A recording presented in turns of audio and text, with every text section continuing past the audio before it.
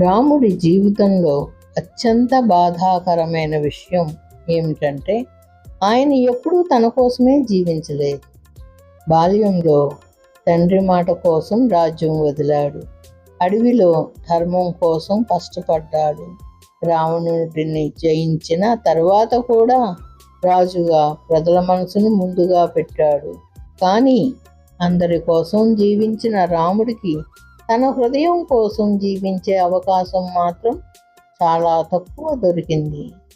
సీతాదేవి భూమిలో కలిసిపోయిన తర్వాత రాముడు బయటికి ప్రశాంతంగా కనిపించాడు. కానీ ఆయన జీవితంలో వెలుగు కొంచెం కొంచెంగా తగ్గిపోయింది.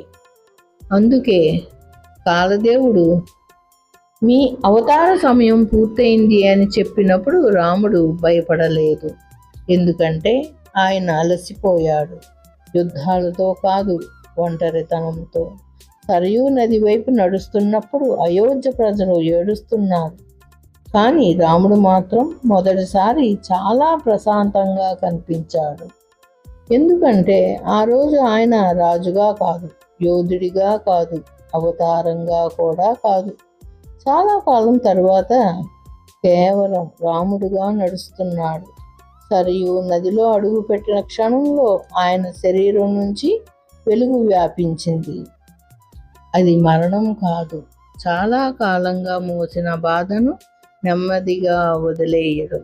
అందుకే రాముడి చివరి క్షణం విషాదంగా అనిపించినా లోపల మాత్రం అది ఒక గాఢమైన విశ్రాంతిలా ఉంటుంది. మీకు ఈ ఛానల్ నచ్చినట్లయితే లైక్ చేసి, షేర్ చేసి గాయత్రి డివోషనల్ని సబ్స్క్రైబ్ చేసుకోండి. మరిన్ని మంచి స్టోరీస్తో మీ ముందుకి